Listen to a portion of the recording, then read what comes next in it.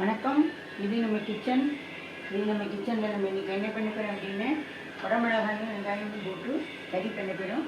எனக்கு தண்ணி ஊற்றிட்டு கடலை தண்ணி ஊற்றிக்கிறேன். நீங்கள் எந்த எண்ணெய் ஒன்றா ஊற்றிக்கோங்க.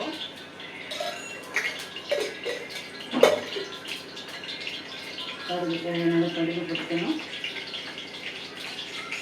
ஊற்றம்பருப்பு போட்டுக்கணும். ஊற்றம்பருப்பு நல்லா பொரிஞ்சு வரணும்.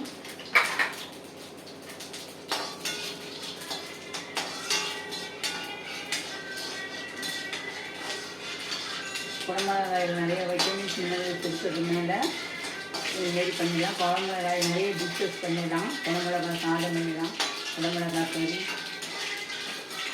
குடமிளகாயில் நார்த் இந்தியன் டிஷ்ஷஸ்லாம் நிறைய பண்ணலாம். இப்போ உளுத்தம்பருப்பு நல்லா புரிஞ்சுட்டு அப்போ வெங்காயத்தை கொட்டுறேன்.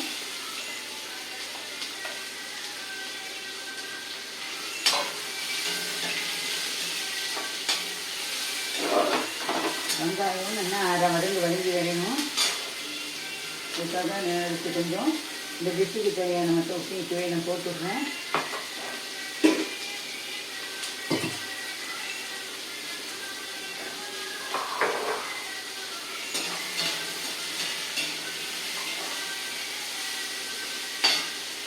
இதுக்கு மஞ்சத்தூள் போட்டுக்கிறோம். இது சிம்பிள் டிஷ் தான், ஆனால் டேஸ்டியான டிஷ்ஷாக இருக்கும்.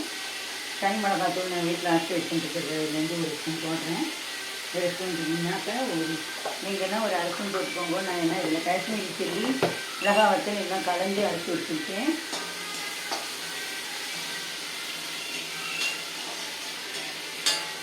வெங்காயம் கருகாமல் இருக்கிறதுக்காக கொஞ்சமாக ஜலம் வச்சுக்கிறேன். நான்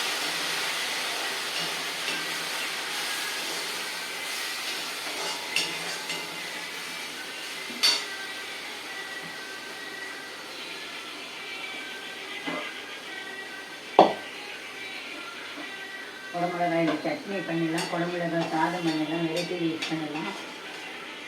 குடமிளகாய் கறி பண்ணிடலாம், கூட்டில் போடலாம், நார்த் இந்தியன் டிஷ்ஷஸ் பண்ணலாம், எது நல்லா பண்ணலாம். இப்போ வந்து குடமிளகாயை இதில் போடுறேன்.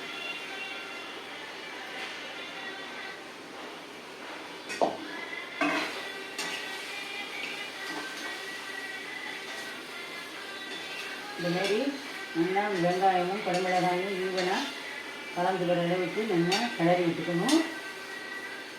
இது வதங்கி வரட்டும். இதுக்கு வதங்கிட்டு இது வதங்கி வரைக்கும் பார்ப்போம்.